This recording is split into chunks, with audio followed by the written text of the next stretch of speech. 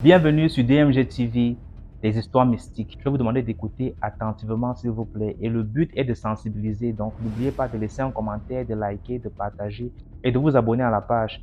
N'oubliez pas d'activer la cloche de notification pour ne pas manquer les prochains épisodes. On poste chaque jour sur YouTube. Dites-moi en commentaire d'où vous regardez la vidéo. Si c'est au Cameroun, si c'est hors du pays, dans quel pays exactement. Comme ça, on va voir la portée de la page. Ok, l'histoire que je vais raconter, c'est l'histoire d'une jeune fille qui a signé un pacte d'esclavage sexuel sans savoir. Yeah. Bon, il s'agissait d'une jeune fille qui sortait avec un monsieur. Elle s'est mise en couple avec le monsieur faisait tout pour elle. Il lui achetait des habits, des chaussures, il payait ses études, il louait une maison et tout ça. Un jour donc, la première fois que le monsieur et elle ont eu des rapports, ils sont en pleine action là et tout. Le monsieur lui dit, dis-moi que tu seras moi, tu ne seras qu'à moi. La fille dit oui. Donc à part moi, tu n'auras plus personne d'autre. La fille dit oui. Dis-moi que tu es ma chienne. Elle dit oui, je suis ta chienne. Dis-moi que tu es mon objet. La fille dit oui, je suis ton objet. En fait, je ne sais pas si c'était l'extase du oui, je ne comprends pas, mais bon, elle acceptait seulement. Après donc, la fille part, elle raconte à ses copines que, bon, en fait, finalement, j'ai fait avec lui. La fille demande, bon, c'était comment? Elle leur raconte que, bon, voilà ce qui s'est passé. Un jour donc, le monsieur l'invite dans un hôtel. Pardon, elle arrive là-bas, elle trouve que le monsieur n'est pas seul. Donc, il est avec deux autres messieurs. Et il lui dit, bon, tu m'avais promis que tu seras ma chienne, non? En fait, moi, je vais appeler ça mon fantasme, voilà. Mon fantasme, c'est de voir la femme que j'aime se faire prendre par deux hommes devant moi. Yeah. La fille, elle n'a pas Wanda. Bizarrement, elle n'a pas Wanda. Elle n'était pas étonnée que comment quelqu'un peut me demander une chose pareille et tout. Elle a accepté, elle s'est déshabillée, ils ont commencé les bails. Le monsieur était assis. Il les regardait. Tout le temps, c'était comme ça. Si c'était pas deux autres hommes, c'était deux autres filles. Si c'était pas deux autres filles, c'est quelque chose qui lui mettait dans les fesses comme ça. Peut-être ça pouvait être, je sais pas, une banane, un fruit. Ça pouvait être un bâton, quelque chose comme ça qu'il lui envoyait dans le vagin. Une fois donc, elle s'est rendue compte que, en fait, quand le monsieur lui proposait les bails bizarres, elle ne refusait pas. En fait, elle ne réfléchissait pas. Elle ne trouvait pas ça bizarre. Elle se lançait juste comme ça et elle faisait ce que le monsieur lui demandait. Une fois, elle est partie se plaindre chez une de ses copines. Bon, elle lui a dit que, car mon gars là, il me fait les choses bizarres. Et lui, ça ne le dérange même pas qu'un autre homme me touche devant lui et tout. Sa copine lui dit, toi tu fais même d'abord comment pour accepter ce genre de choses? Elle dit que sur le coup dans ma tête, je n'accepte pas. Mais une fois que je suis devant lui, c'est un peu comme si, disons, tout ce qu'il y a dans ma tête s'éteint. Il n'y a que lui, je ne fais que ce qu'il me demande de faire. En fait, c'est comme s'il m'a téléguidé. À la longue, donc, on lui a dit, ma chérie, il faut arrêter cette relation. Bizarrement, elle était déjà attachée. Celle qui m'a raconté, c'était une camarade de classe. Elle me dit que c'était sa copine, mais elle ne savait pas. À l'époque, elle ne savait pas quoi lui dire. Elle pouvait juste lui dire, arrête de sortir avec le monsieur. Mais malheureusement, avec le monsieur, elle était déjà attachée. Du coup, je pense qu'il fallait des prières ou des séances d'exorcisme, quelque chose comme ça, mais elle ne pouvait plus. À la longue, avec des pratiques, la sodomie et tout ça, elle s'est retrouvée malade. Donc, elle avait une pléthore de maladies. Et finalement, elle en est morte. Donc, ce que je veux apporter comme conseil ici, c'est que quand tu fais les bails avec un homme et qu'il parle beaucoup, Si c'est possible de le gifler, gifle-le, pardon.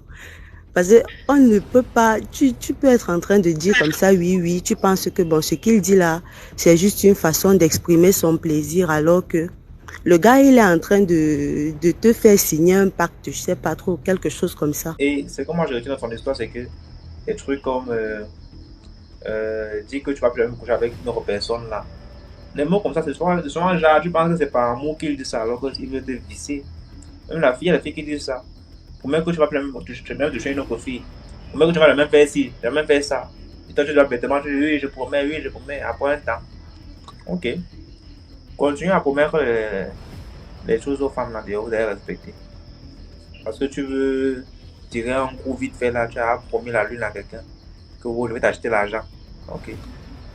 En gros, c'est l'histoire de ma cousine qui vit en Europe.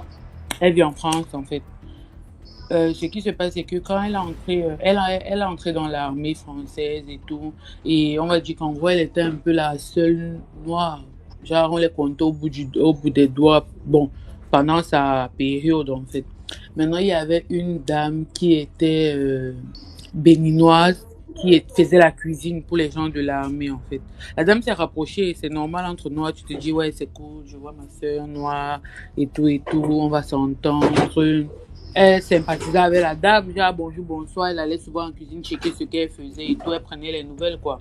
Un jour, la dame commence à lui dire que, en fait, depuis que tu es en face, j'ai l'impression que quelque chose est bizarre sur toi. Je veux t'apporter des trucs pour te laver. Et il faut que je note que ma cousine, là, elle est partie en France qu'elle avait 3 ans. Et genre, elle ne croit en rien, tu vois. Elle croit pas aux esprits du village, elle ne croit pas en Dieu, elle ne croit en rien. Elle vit seulement sa vie. Les bails de sorcellerie, c'est pas trop son truc. Après, la dame commence à lui dire que non, elle voit que la famille de son père lui veut du mal et tout. Elle lui raconte des trucs, sachant que son père, lui, on l'avait empoisonné quand il était venu au Cameroun. Donc, du coup, elle croit. La dame lui donne des feuilles, des écorces, des trucs que lave-toi avec. Elle prend les trucs que la dame lui donne, elle se lave avec. Elle se lave avec et tout. Elle se lave donc sans arrière-pensée. La dame lui offre des pots de fleurs, elle prend et met dans sa maison. Au fur et à mesure, en même temps, elle était aussi en couple avec son gars, tout se passait bien. Mais après, elle remarque que quand ils sont dehors, en fait, tout va bien. Quand ils reviennent dans la maison, ils se disputent, ils se lancent même les couteaux et tout, ça ne va pas. Et les gens du village n'ont pas toujours raconté à la dame. La dame aussi avait une fille. La dame dit que ouais, moi aussi ma fille avait un blanc, ça ne donne pas. Ils ont toujours des problèmes et tout. Donc peut-être c'est pareil avec toi, il faut prier, lave-toi avec ceci, bois ceci, elle fait que lui donner les potions. Mais sur les réseaux sociaux, ma cousine remarque que le couple de sa fille va bien. Tu vois, genre, elle se fiançait avec le gars, elle est tombée enceinte et tout. Un jour, donc, elle rentre à la maison avec son homme. Elle arrive, ils se disputent comme d'habitude à cause des disputes. Le gars prend le pot de fleurs, donc un pot de fleurs sur la table, dans la colère, pour viser à sa peau comme d'habitude. Il vise et quand le pot tombe, en fait, il ne prête pas attention. Le pot se casse. Il laisse tomber, il continue à se disputer. Pendant que la dispute finit, elle part donc balayer le pot de fleurs. Elle se rend compte que des trucs attachés dedans, en fait, non? Des trucs attachés. Bon, en naïve, elle se dit que bah, c'est rien, peut-être c'était dans la plante, c'est quelque chose qui a poussé. Le soir, ils vont dormir. Elle me dit que elle a l'impression qu'on prépare chez eux. Donc, genre, les gens sont en train de parler et de préparer au salon. Jusqu'à le blanc d'autrui se lève, il voit la fumée déjà sortie de l'ampoule. Il n'y a pas déjà de fumée que la maison veut prendre feu. Ça sent la bouffe. Et maintenant, même le gars lui dit que gars, c'est bizarre, il y a des trucs chelous qui se passent dans la maison. Après, il lui dit que gars, c'est vrai que je crois pas à la sorcellerie, mais quand j'ai cassé le pot là, j'ai vu tel tissu et tout. Elle repart dans la poubelle, elle détache donc maintenant le tissu. Son téléphone sonne, et je vous parle des trucs de 3h du matin. C'est la dame là qui l'appelle, la dame béninoise qui l'appelle pour lui dire que qu'est-ce qui se passe chez toi. Elle lui dit que qu'est-ce qui se passe chez moi, comment. Elle lui dit que qu'est-ce qui se passe chez toi, dis-moi qu'est-ce qui se passe chez toi, j'arrive. Elle lui dit que tu arrives comment. Elle dit que non, elle a envie de la voir et tout et tout. Est-ce qu'elle utilise encore les choses qu'elle lui a données? Et le pire, c'est qu'elle lui a donné un truc pour laver ses fesses avec. Elle dit que le truc là, elle utilisait ça, maintenant c'est fini. Donc, elle dit que pourquoi tu ne m'as pas dit? Les pots de fleurs sont où et tout. Elle dit que non, elle s'est disputée avec son gars, elle a cassé les pots de fleurs. Elle a cassé les pots de fleurs et tout. La dame dit que non, il faut que je vienne chez toi, je vais te redonner les trucs. Elle commence donc à trouver ça un peu bizarre. Elle dit à la dame qu'ils ont déménagé. Ils n'habitent plus là où elle connaissait. Elle dit après, elle dit ok, pas de problème, tu m'envoies ta nouvelle adresse. Elle aussi, elle lui dit pas de problème. Elle raccroche. À 6 heures, la dame était devant la porte en train de cogner. C'est là où elle a commencé à avoir en fait des soupçons et tout. Mais comme elle avait peur de dire à sa mère qui est ma tante parce qu'elle sait qu'on va la toaster même si elle est vieille, elle a gardé ça pour elle. Ils ont finalement déménagé parce que même le gars avait déjà peur parce qu'elle dit que la nuit il suivait les voix, les trucs leur faisaient peur, ils voyaient les ombres, les choses se déplaçaient comme dans les films. Du coup, ils se sont dit qu'ils vont déménager. Dès qu'ils ont déménagé, la dame l'appelle que je suis venue chez toi, on me dit que tu as déménagé, vous êtes où?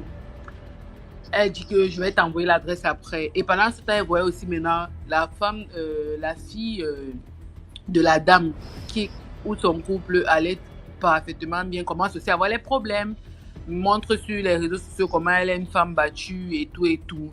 C'est là où elle essaie de faire le rapprochement que peut-être les produits que la dame lui donnait, en fait c'était ça, les produits que la dame lui donnait, c'était pour prendre de sa chambre et la transférer sur sa propre fille à elle. Donc pendant que le couple de l'autre se gâtait, le couple de sa fille et elle s'arrangeaient. L'affaire est passée, genre, elle n'a plus dit à la dame là où elle habitait et tout, elle ne donnait plus de nouvelles, c'était silence radio, elle n'avait plus de nouvelles de la dame peut-être depuis 2 ans. L'année passée, elle arrive au Cameroun en vacances, elle a déjà, ma cousine actuellement, elle a peut-être déjà 29, elle a peut-être 32 ans actuellement, elle n'a pas d'enfant. Et elle va à l'hôpital, elle sait normalement et tout, elle va enfanter, mais elle n'arrive pas. Elle vit au Cameroun, elle explique à ma mère et tout. On l'amène chez une dame qui fait toujours les potions que tu bois et tout, qui lave le ventre là et tout, une mère du quartier. Pendant qu'on fait le médicament, le matin on lui donne, elle boit le médicament. En fait, son ventre était un peu ballonné. Elle a peut-être perdu 2 kilos sur place. Elle a commencé à faire caca, vomi. Donc, elle a chié sa race. Elle a commencé à pleurer. Même elle vomissait seulement. Elle faisait caca, elle vomissait, elle faisait les selles. La dame l'a appelée. Donc, après des années, la dame l'a appelée pour lui demander que tu es où, tu fais quoi, pourquoi. Donc, la dame a commencé à bavarder au téléphone, l'a grondé même.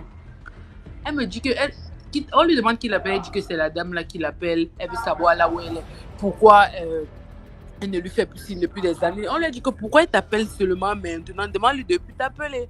Du coup, nous on a commencé aussi à harceler la dame là qu'elle appelle plus, elle a une famille et tout. Elle dit qu'elle va rentrer, jusqu'à nous menace au téléphone qu'elle va rentrer au Benin pour ma soeur là et tout, que ça ne va pas se passer comme ça. Genre, en gros, c'est pour dire que ne faites pas confiance aux gens. La sorcellerie existe. Même si on ne veut pas croire, en fait, ça existe. Elle voulait juste voler, en fait, la chose de ma cousine pour transférer à sa fille. Et actuellement, là où vous parlez de sa fille, là, elle n'est même plus mariée. Le gars l'a abandonnée avec 3 enfants. Elle n'a pas eu finalement ses papiers. Elle a dû repartir dans son bled. Donc, c'est un peu chaud. Mais ma cousine n'en a pas toujours d'enfants aussi. Je ne sais pas si c'est parce qu'elle avait tellement utilisé les produits de la dame pendant des années sans savoir ce qu'elle faisait. Et elle était aussi trop ignorante. Donc, c'est un peu ça. C'est ma toute première fois de monter. Alors, je vais vous raconter l'histoire de mon cousin qui est mort de manière très mystique. Alors, comment ça se passe? Alors, il sort de l'école de police en tant qu'inspecteur, si je ne me trompe pas, en 2003. Et quand il sort en 2003, il est affecté dans un ministère de la place, je ne donnerai pas le nom, où il est garde du corps du ministre direct. Alors, côté famille, ce cousin-là il est très, très gentil, très large et tout. Alors, ça se passe tellement vite, il se marie, il a des enfants et tout. Entre-temps, il est toujours garde du corps. Alors, quand le ministre part, je vais dire quand son mandat finit, Mon cousin en question n'a plus de place et il est obligé de repartir, n'a plus de boulot, je veux dire. Du coup, il est obligé de repartir à l'école de police. Donc, il repart à l'école de police, il sort officier. Quand il sort officier de police, alors, quelques temps après, affectation, machin, il meurt en 2019. Alors, comment ça se passe? Et c'est pendant la période où on allait faire les veillées qu'on apprend que... Parce que bien avant sa mort, il a acheté un terrain, il a construit, il nous faisait comprendre que c'est le ministre qui a carrelé toute sa maison. Bon, pour nous, on a pas mal vu parce qu'il était aussi très très proche du ministre. Là, quand on dit proche, c'est quoi? C'est que hormis boulot, il était très serviable vis-à-vis. Il pouvait aller chez le ministre comme ça, il aide à repasser, il aide machin, parce que c'est comme c'était son ça en fait. Alors, c'est quand il meurt qu'on apprend que c'était pas si simple que ça. Sa femme nous fait comprendre qu'il avait cogné une dame involontairement. La dame, en fait, il n'avait pas vu que c'est une dame qui l'a cognée. Il a dû voir soit un agneau, soit une poule ou un chien. C'est quand il se retourne qu'il se rend compte que c'est la dame et il s'amène à l'hôpital. La dame meurt. Et après ça, il a eu tellement d'argent parce que on a eu une réunion familiale pendant cette période-là. Et à la fin de la réunion, il avait donné 5 000 de taxi à tout le monde. Les parents, les enfants, les petits-enfants. Non, bon, non, c'est dit que, comme tu es, je veux dire quoi, comme tu es gentil et tout, peut-être c'est dans ce sens. Pourtant, le gars avait eu un argent. Alors, c'était le premier sang qu'il a coulé. Du coup, c'était une sorte de récompense. Entre-temps, donc, quand il s'est rendu compte qu'on lui demandait plus que ça, il a commencé à avoir des restrictions. Entre-temps, donc, quand on a vu qu'il ne voulait pas adhérer, on l'a appauvri. Je ne sais pas si c'est comme ça partout, mais il est allé plus bas que terre. Pendant qu'on venait pour les veiller, on se rendait compte, on demande les dettes sont qu'est-ce qu'il a comme dette? On dit qu'il a les dettes des ampoules. Moi-même, je n'ai pas les dettes des ampoules. Les ampoules qui coûtent 350, il a les dettes des billets, les dettes des jus et tout. Donc les gars ont tout fait pour l'appauvrir, pour que quand ils se retrouvent plus bas que terre là, ils repartent vers eux, si je peux dire ça comme ça. Donc c'était mauvais. Le gars ne pouvait même pas dire, il faisait les prêts dans les réunions de sa femme et tout, mais bon, il ne pouvait pas le dire en famille parce qu'il savait qu'on allait. Entre-temps, on a donc des temps qui sont de l'autre côté, mais tu sais, à l'ouest, bon, on a certaines mamans qui partent toujours regarder. Les mamans ont envoyé les nouvelles ici au Cameroun que dites à l'autre de faire attention où il est là. Évitez-le, machin. Donc, on était un peu perplexe et tout. Parce qu'il n'a jamais, il était comme il était, mais il était très sournois. Il n'avait jamais parlé de ses problèmes à quelqu'un. Donc, on se disait que, peut-être sa vie est si belle que ça. Maintenant, pendant le deuil, on finit la levée de corps au CEFTA. Quand on finit la levée de corps au CEFTA, c'était bizarre. Moi, je suis d'abord rentrée parce que j'avais pris une permission au boulot. Donc, je suis rentrée à prêter mon sac et tout. La pluie m'a bloquée. Quand j'arrive, je trouve le sel, les plats, le sel au sol, machin. Je demande à ma cousine que, mais il y a eu quoi ici? On dit que, on a dû casser. J'ai vu, on a cassé la vitre de son cercueil. Il y avait les labres de paix, machin. Je me demande, mais qu'est-ce qu'il y a eu? On me dit que non, on a fait venir les gens et tout. Donc, pendant les trucs là, la veillée, on a dû faire certains rites. On a scellé le cercueil. Heureusement que j'avais vu le corps à la mort. À la mort que j'ai vu le corps, il était tout maigre, tout il avait noirci. Mais sur les photos que ma cousine m'a envoyées quand le corps est arrivé, il avait gonflé d'un coup. J'ai dit, mais c'est pas lui, je ne l'ai même pas reconnu. Mais c'est pas... Elle me dit, mais c'est comme ça que le corps est arrivé. J'ai dit, ok, ça passe. On fait la veillée. On va à l'ouest. On arrive à l'ouest. Ça s'est bien passé, il n'y a rien eu de bizarre. Mais la tradition, à la fin, on a coupé. Il y avait un poulet vivant. On a dit, tout le monde venait arrêter. Vivant. Tout le monde a tiré le poulet. Donc, on a déchiqueté le poulet vivant. On a commencé à prendre des trucs. Ils ont mélangé le cœur, apparemment. Je ne peux pas affirmer, mais apparemment, on lui demandait des choses. Parce qu'ils ont sorti, d'autres personnes ont sorti la raison que non, comme il a fini le truc, on devait l'affecter à Bamenda, donc il était stressé, c'est le stress qui l'a tué. Pourtant, on s'est rendu compte que c'était pas ça. Les gens qui sont venus, on a fait venir les anglophones, là, ceux qui ont travaillé, apparemment, il y a cette possibilité de parler avec le mort. Donc, ils ont dû causer avec lui et ils nous ont reporté que le gars dit qu'il s'en veut, on l'a trompé. Donc, on l'a trompé, il s'en veut, il ne voulait, il a préféré partir que de faire ce qu'on lui a demandé de faire. Donc, c'était un peu ça. Sinon, après ça, il n'y a rien eu. Quand on a fait les rites là, on a mélangé certains trucs là avec l'huile rouge, machin. On a mangé, pour qu'ils ne viennent plus, ils ne reviennent plus en fait. Au cas où il faut que quelqu'un suive, personne ne va suivre. Et depuis là, rien eu. Le ministre était au village. Il était au village, il a fait le témoignage et tout. Mais bon, est-ce qu'on va pas accuser quelqu'un comme ça et tout. Donc, c'était ma petite participation. Merci. Souris qui attrape le chat. Ça se passe dans mon village parental à l'ouest. Ça, c'est 2 boutiquiers qui sont dans la ville 2. Je préfère fermer le nom parce qu'il y en a beaucoup qui nous suivent là, les gars. Les gars nous connaissent. Tu vois un peu. Donc ça, c'est 2 boutiquiers qui sont en guerre.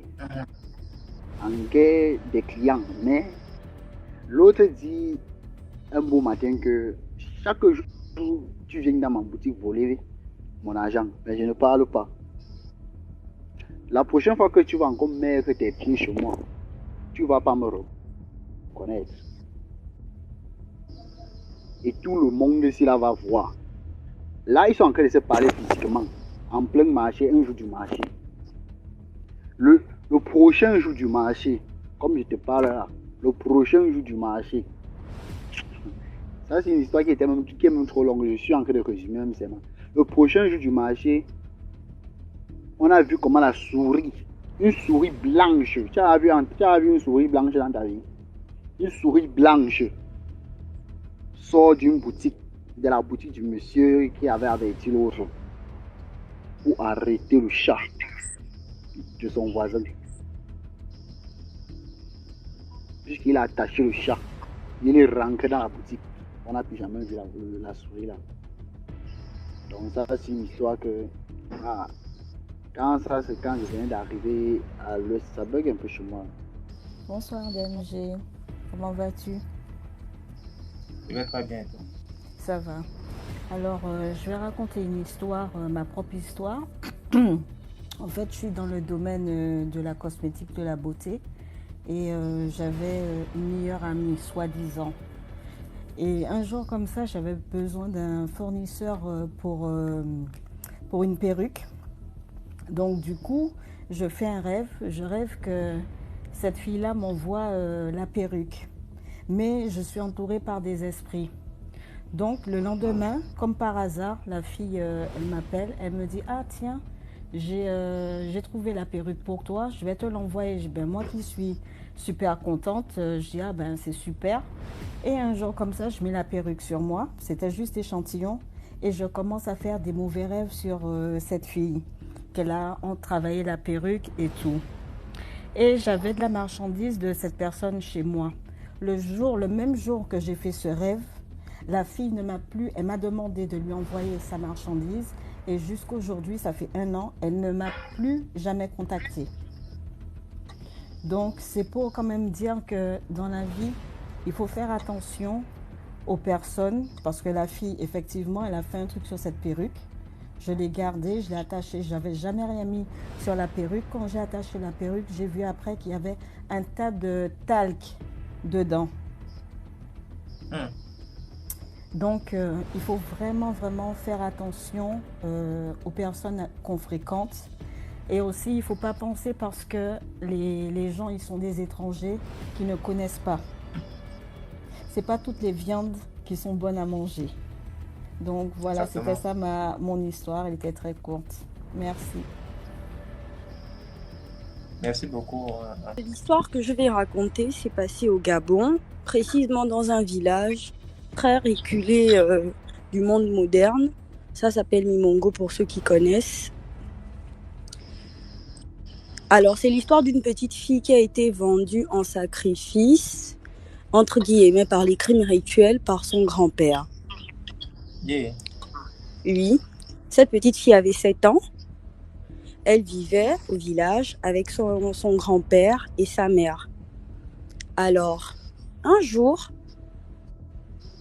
elle se levait tout le temps avec les autres enfants du village pour aller puiser de l'eau dans les sources et tout ça, dans les rivières.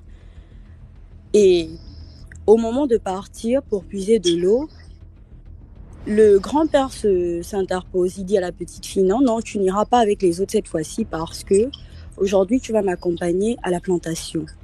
Donc la petite fille n'est pas partie, elle est restée.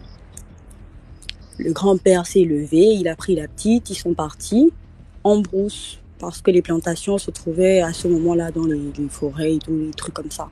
Donc ils sont partis. Mais aux environs de 17h, quand le grand-père y rentre pas avec la fille. Bon, sur le coup, les gens ne remarquent pas, les villageois ne remarquent pas trop l'absence de la petite fille parce qu'il y a beaucoup de petites filles dans le village et tout. C'est un peu l'embrouillamini, on ne se mêle pas trop de... Sur le coup, on ne prête pas attention à la disparition de la petite fille. Donc le grand-père s'était arrangé avec des hommes politiques de la province pour vendre la tête de sa petite fille en sacrifice. Donc, il devait l'emmener jusqu'à un pont, parce que dans cette commune-là, il y a vraiment beaucoup de ponts. C'est vraiment difficile d'arriver là-bas. Donc, il y a des ponts et tout ça fait avec des bois. Donc, c'est sur l'un des ponts que le sacrifice s'est passé. Ils ont tranché la tête de la petite, ils ont jeté le corps dans l'eau et ils ont récupéré la tête. Alors, dans la soirée, la maman constate que sa fille n'est pas là. Donc, elle demande aux enfants, mais où elle est? Et les enfants expliquent à la maman que dans la journée, on a demandé à partir puiser de l'eau, mais subitement, elle a dit non, elle venait pas avec nous parce qu'elle devait aller à la plantation. Donc, on suppose qu'elle est partie avec papy, le grand-père.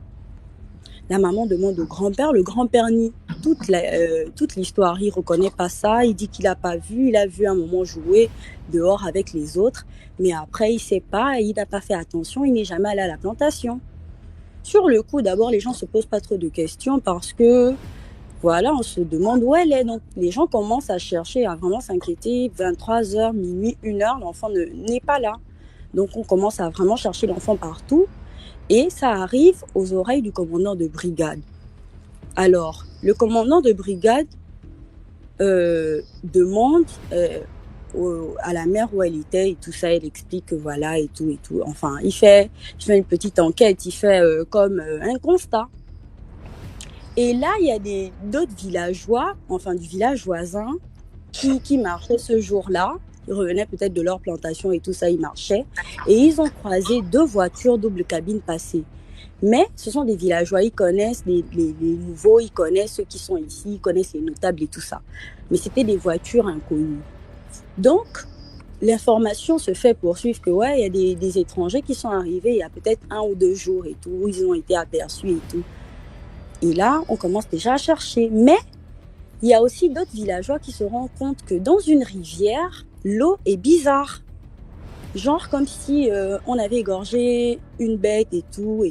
Et vraiment, l'eau, ça coulait vraiment. Il y avait un peu de sang. Les gens ont aperçu qu'il y avait quelque chose qui s'est passé. Avec la disparition de la fille, ça a vraiment mis le soupçon là-dessus. Alors, on a commencé à faire des recherches et tout. On a retrouvé le corps de la fille peut-être à 30 km du village. Donc, ça a dérivé avec de l'eau et tout ça.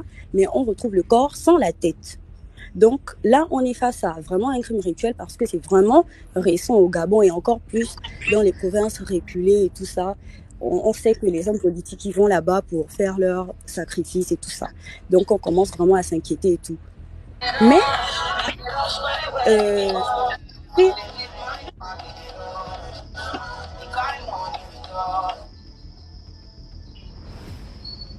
Excuse-moi, mon téléphone a voilà, sonné. donc je disais, ok, pas grave.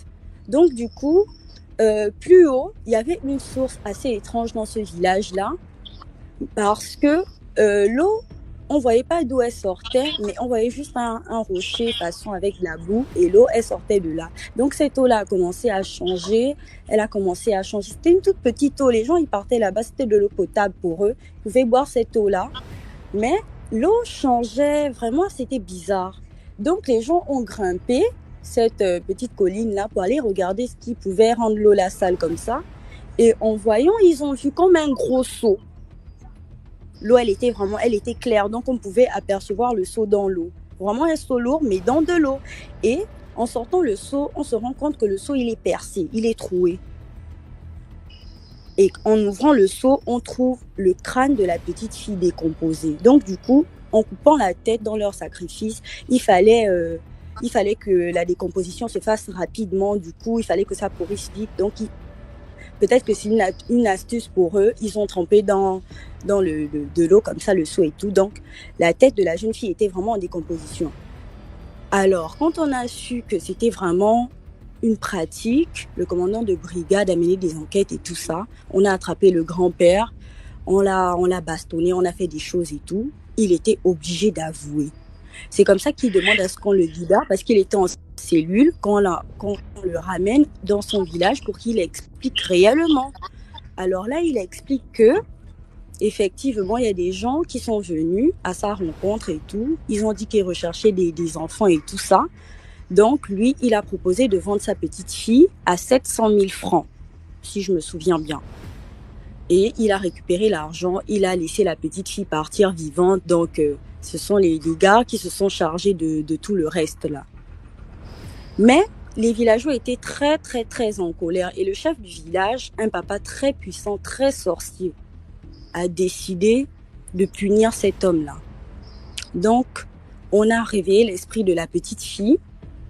Et la petite fille est venue parler. Elle a clairement dit qui était l'homme politique, qu'est-ce qu'on avait fait avec son sang, où on pouvait trouver ces hommes-là. Et après, je suppose que l'histoire n'est pas allée très, très loin parce que les affaires politiques ici au Gabon, on sait tous comment ça se passe. Donc voilà, le papa, quelque temps après, le papy il est décédé et puis l'histoire elle est restée comme ça. Donc voilà un peu ma petite histoire. Je ne l'ai pas vécue. Elle m'a été racontée par une amie qui vit là-bas. C'est son village natal. Donc voilà un peu. C'est l'histoire d'une amie à ma sœur qui est décédée.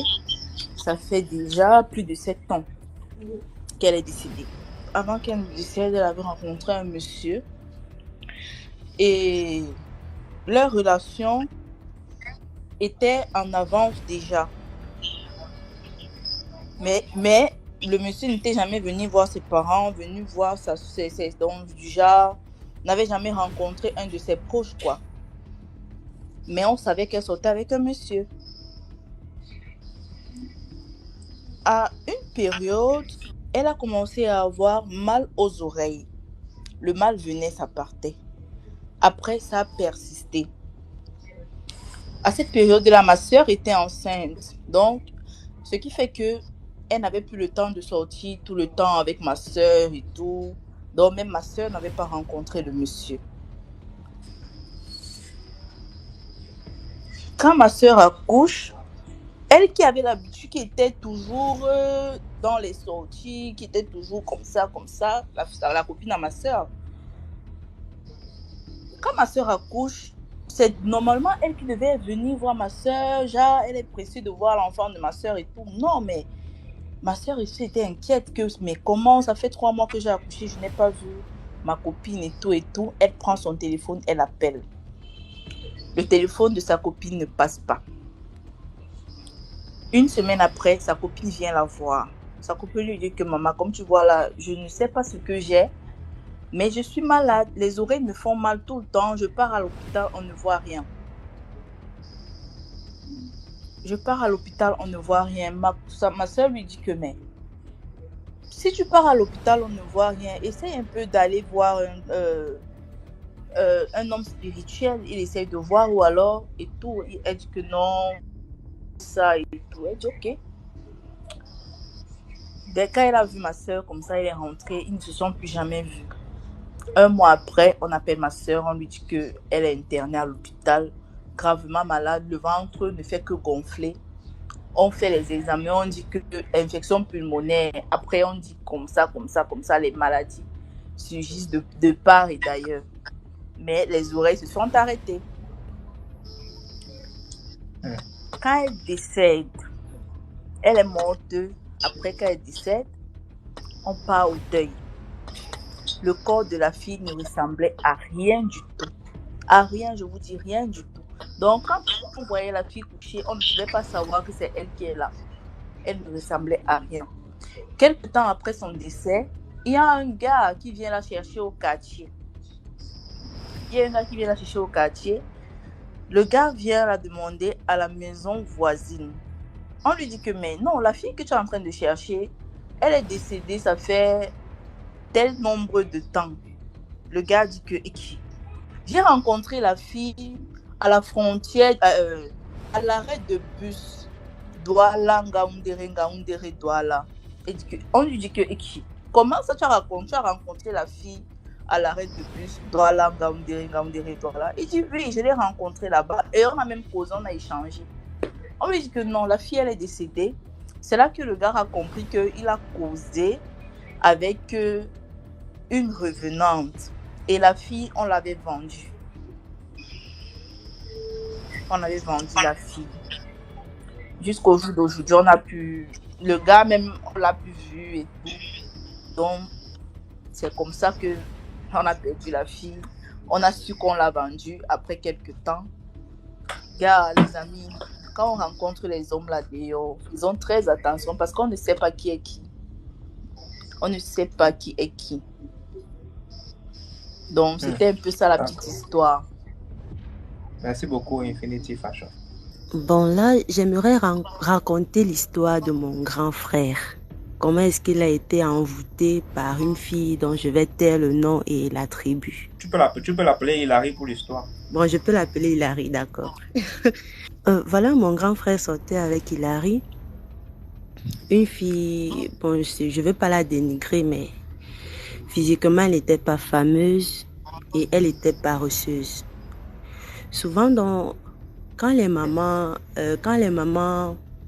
disons, veulent connaître la bonne femme et tout, elles regardent le comportement, comment la fille travaille, comment la fille prend soin de son fils et tout. La fille, elle n'avait aucune qualité. Bizarrement, elle n'avait aucune qualité. Mais mon frère l'aimait. Mon frère, il aimait tellement la fille que quand il arrivait à la maison et que la fille l'appelle que rentre à la maison, le gars panique. Non, il arrive à appeler, il faut que je rentre en courant. Le gars il porte ses choses, il sort en courant parce que la go l'a appelé à la maison. Un jour, donc, ma mère, elle a trouvé ça louche que comment est-ce que ça se fait que le gars, il est bizarre, il est débraillé. C'est comme si sa copine, elle repasse même pas ses habits. Bon, c'était sa fiancée. Elle repassait pas ses vêtements. Elle ne le nourrissait pas bien. En fait, il mangeait pas bien. Le gars maigrissait. Mais il était toujours avec cette fille-là. Il travaillait. Mais on ne savait pas ce qu'il faisait avec son argent. Par contre, la fille, elle brillait. Quand tu la vois dehors, elle est bien sapée, toujours bien coiffée. Toujours. Une fois, donc, la matin a parlé de ça au pâté que le type, si il sort avec une fille là, et il aime d'une façon démesurée, d'une façon inexplicable. Comment est-ce que ça se fait d'aimer quelqu'un de cette façon-là? Pourtant, il voit bien que la fille, elle ne lui apporte rien. En fait, il n'évolue pas avec elle. Il est là au milieu. Il ne prend pas de poids. Il n'est pas présentable. Il ne fait rien. Bon, ça n'avance pas physiquement, quoi. Voilà qu'un jour, maman est partie aussi regarder quelque part. On lui a dit, bon, ce qui se passe, c'est que la fille qui sort avec ton fils, c'est que elle allait lui faire quelque chose. Bon, elle allait lui faire quelque chose quelque part. Le monsieur n'est pas entré dans les détails. En fait, d'après ce que ma mère m'a raconté, elle n'est pas entré dans les détails. Mais le monsieur n'est pas aussi entré dans les détails d'après ce qu'elle m'a dit. Il lui dit donc, prends ceci. Il lui a donné une petite poudre que quand ton fils va arriver chez toi, tu mets un peu dans sa nourriture. Tu mets un peu dans sa nourriture et ça va l'aider à ouvrir les yeux. Elle est partie, elle est rentrée à la maison, elle a appelé mon grand frère. Il lui a dit non, actuellement là, je suis avec Hilary, elle se sent pas bien, elle chauffe, il faut que je reste avec elle, je dois rester à son chevet et tout. Maman lui dit, moi je t'appelle, arrive ici très vite. Alors, bon, c'est la matin, le gars, il a grimpé sur la moto. Les choses de doigts là, il est monté sur la moto, il est arrivé à la maison. Elle lui a servi un bon petit plat de sanga. Un bon plat de sanga, il a mangé. Mais après avoir mangé, le gars dit que non, il veut déjà rentrer. Elle dit non, attends d'abord.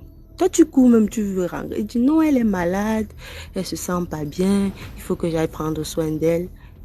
Non, on lui dit que t'as Hilary là même. Moi, je n'ai jamais vu sa mère, je n'ai jamais vu son père, je n'ai jamais vu un de ses frères. Elle les sort d'où? Elle dit non, maman, quand on va se marier, vous allez voir sa famille. Bon, quand on va aller la doter, vous allez voir sa famille, vous allez et tout. Bon, le gars, il finit de chopper, il est rentré. Arrivé à la maison, le gars trouve Hilary, elle est debout, elle n'est plus malade. Bizarrement, elle n'est plus malade, elle est en train de faire les va-et-vient dans la maison. Elle monte, elle descend, elle monte, elle descend, elle monte, elle descend. Le gars, il dit, c'est comment? Qu'est-ce qu'il y a? Donc, elle était un peu comme si elle délirait. Elle était un peu comme si elle délirait. Mon grand frère lui a demandé que qu'est-ce qui se passe? Calme-toi, assois-toi. Elle a retiré sa perruque, elle a enlevé les habits, elle est restée avec les sous-vêtements. Il lui demande pourquoi Hilary, calme-toi, assois-toi. En fait, c'est qu'il me racontait quoi. La fille s'assoit. Elle dit non. Alors que, bon, elle s'est mise à parler. Elle dit que, alors que c'est même pas ça que je voulais. Alors que c'est même pas ça que je voulais. Le gars Rwanda Keki, il a fait un pas en arrière que, toi, c'est même pas ça que tu voulais. Tu voulais quoi? Tu voulais quoi? La fille dit, elle lui explique alors que, en fait, je vais me confesser. Je vais dire, quand je suis allée voir le monsieur là m'a dit que j'avais 3 options. La première option, c'était le caca, c'était mettre le caca dans ta nourriture.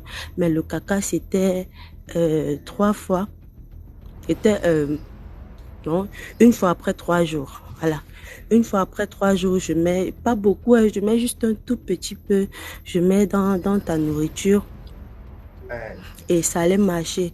Il a dit qu'il y avait le caca, il y avait le pipi. Le pipi, c'était chaque jour. Donc, chaque jour que je te sais, je prends une petite quantité, je verse dans la sauce ou dans le riz, quelque chose comme ça, je verse dedans.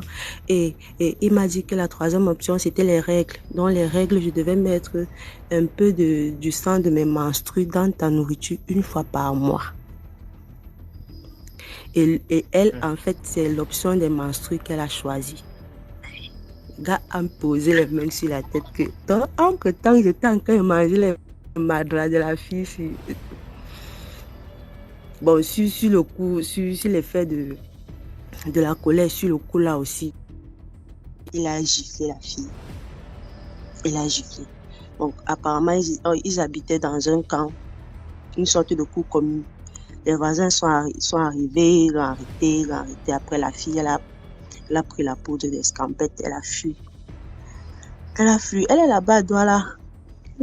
Donc, méfiez-vous. Tu sais, certaine Hilary là, elle fait les choses aux enfants d'autrui. Donc, chacun va tirer la leçon qu'il veut tirer. Et il ou elle Hilary là, c'est le de nom que tu m'as l'histoire. donné. Il faut pas vous m'écouter Hilary, pardon.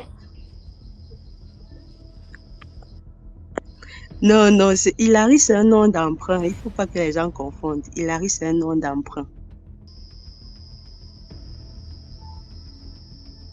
Moi, je veux ton t-shirt. C'est là où il y a encore plus de 40 pièces. On a pris plus de 20 pièces quand même. Hey, avant de continuer, si tu n'as pas encore liké la vidéo, like d'abord la vidéo avant de continuer. Hey, c'est comment? Comment on est nombreux comme ça et puis on like, on voit les vues, on fait 4000 vues avec seulement 500 likes. En fait, comme toute jeune fille, nous sommes tout le temps à la recherche de des hommes riches, voilà. Et je me souviens bien cette année-là, elle était vraiment entêtée à croiser son sugar daddy, comme on le dit, son daddy en fait. Et un soir, elle revient, elle nous dit qu'elle a rencontré quelqu'un, un homme politique, tout et tout. Voilà. Donc, elle commence la relation avec le gars. Mais le monsieur, j'ai l'avantage de le voir. Très élégant, beau, grand, beau teint, tout et tout. Tout ce qu'un homme doit avoir, il avait ça. Et la relation avait bien débuté. Elle avait tout. Elle avait tout ce qu'elle désirait, elle avait avec le gars. Au début, elle avait commencé à briller, tout et tout. Et deuxième mois de relation, elle a commencé à s'assombrir, elle a commencé à être très, très bizarre. Voilà. Et 6 mois après, elle a commencé à tomber malade, des choses très, très, très, très bizarres commençaient à lui arriver. Donc, moi, je ne comprenais pas, parce qu'elle était très proche de moi, je ne comprenais pas comment ça se passait.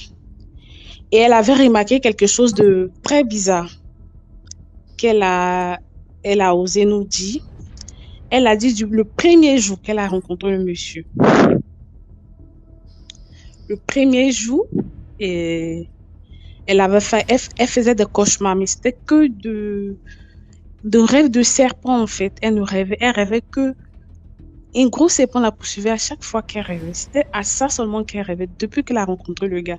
Mais au début, elle ne faisait pas le rapprochement en fait. Elle se disait que c'est juste un cauchemar en fait. Voilà.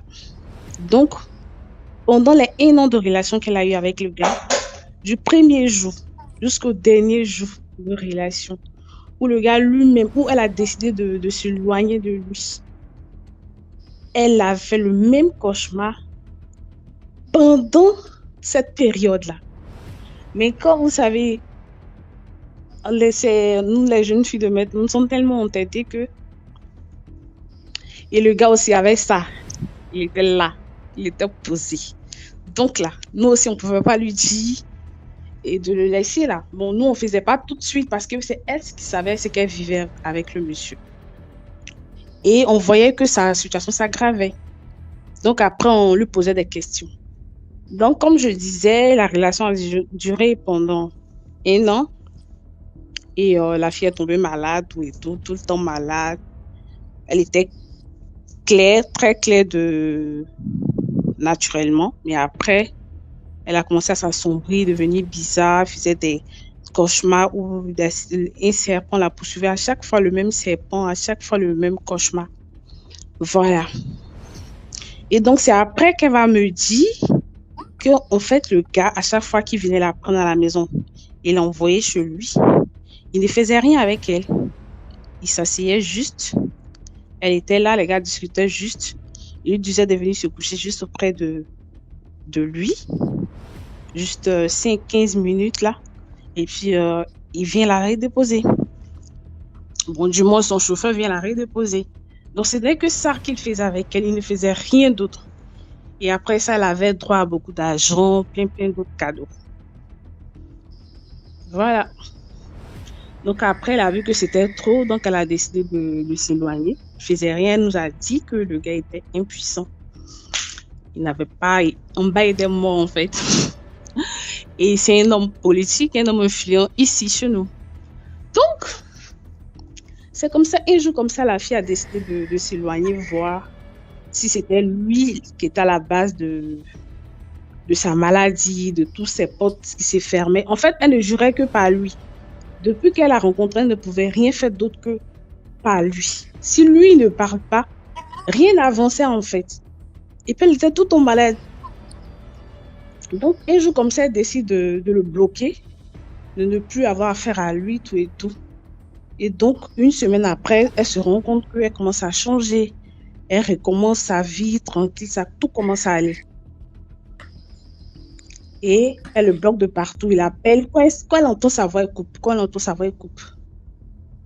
Jusqu'à lui aussi, peut-être qu'il n'a plus voulu insister, il a laissé. Il l'a recontacté 1 an après. Et je ne sais pas comment ça s'est passé. Je ne sais pas c'est quelle proposition qu'il lui a faite. Je ne sais pas, mais elle est retombée. Elle est retombée dedans encore, elle est retournée avec lui.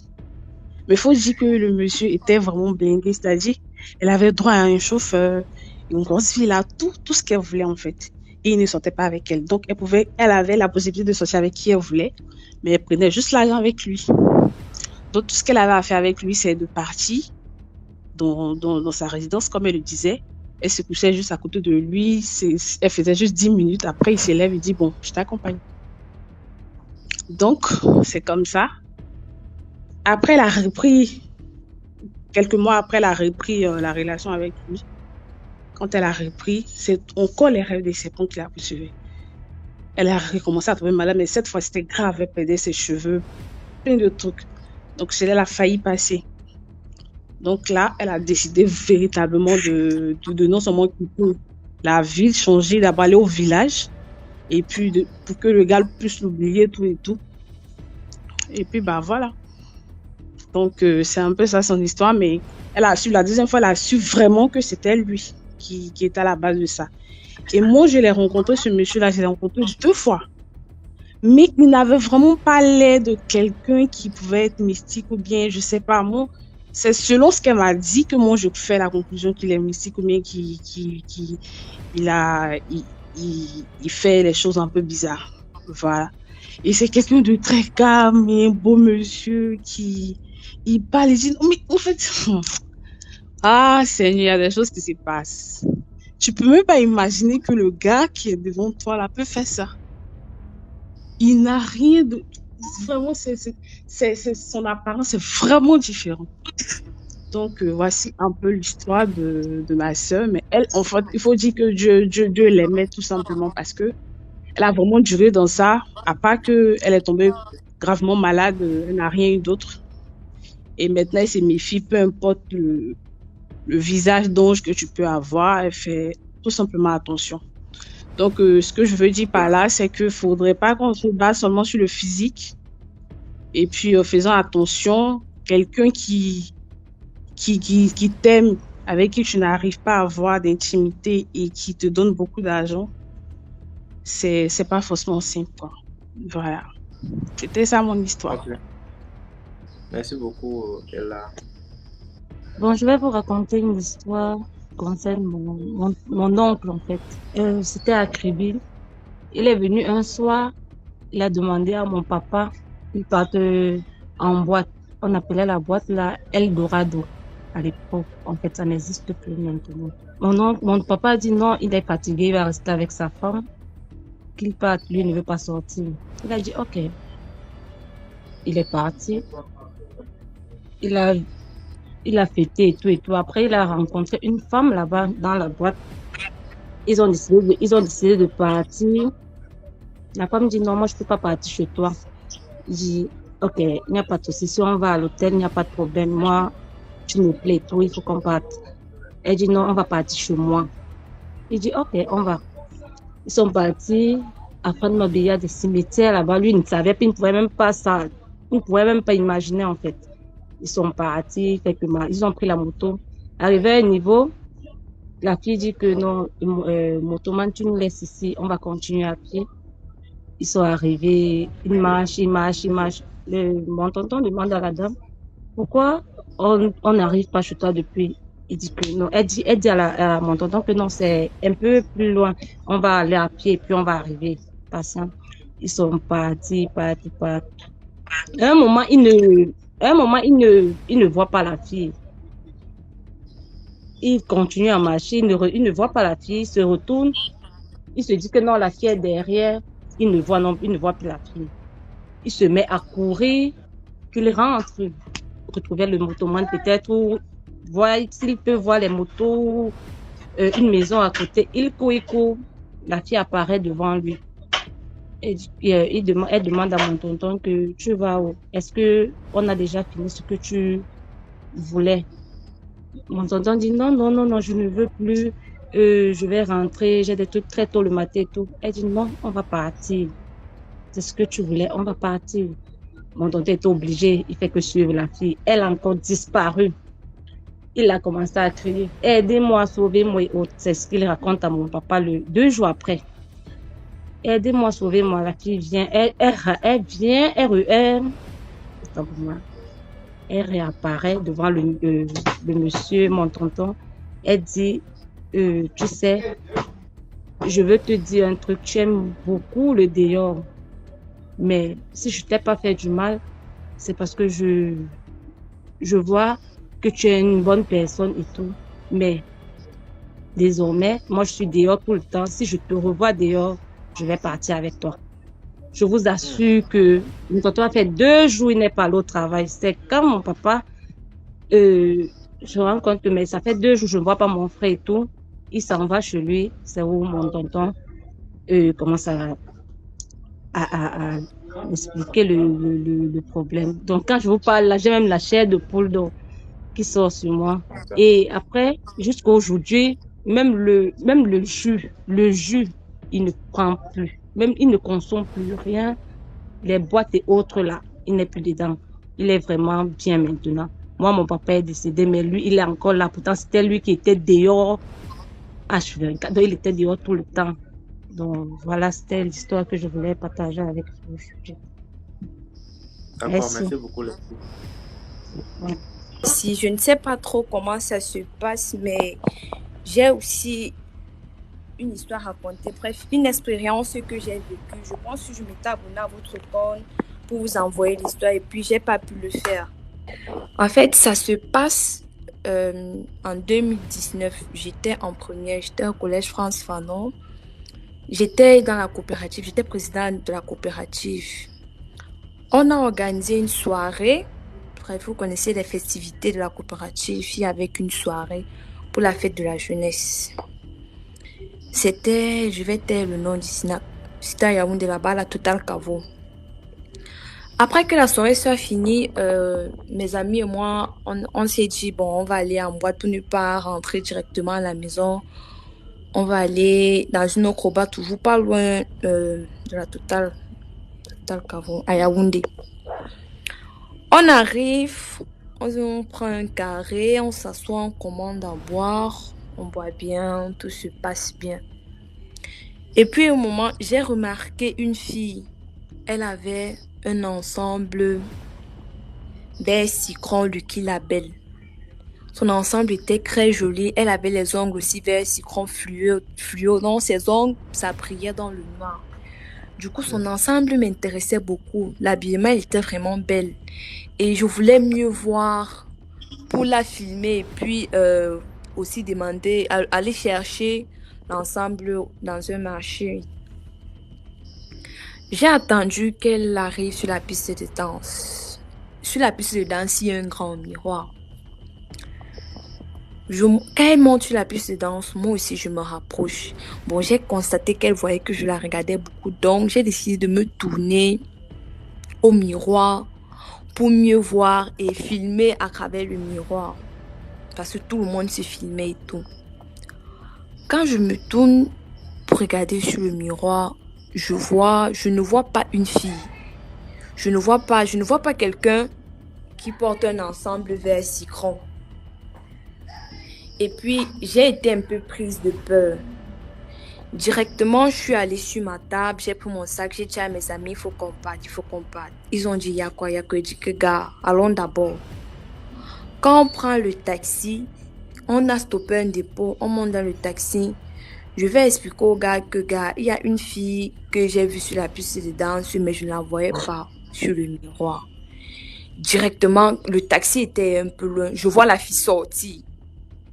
Elle regardait sur notre direction.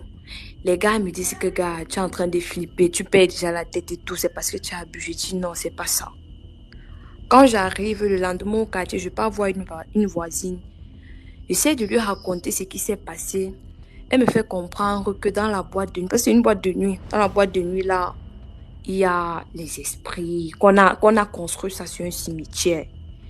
Que c'est comme ça que les sirènes et tout partent là-bas et puis il y a des choses bizarres. Et que j'ai bien fait de vite sortir. Après ça, sincèrement, je ne me sentais pas bien.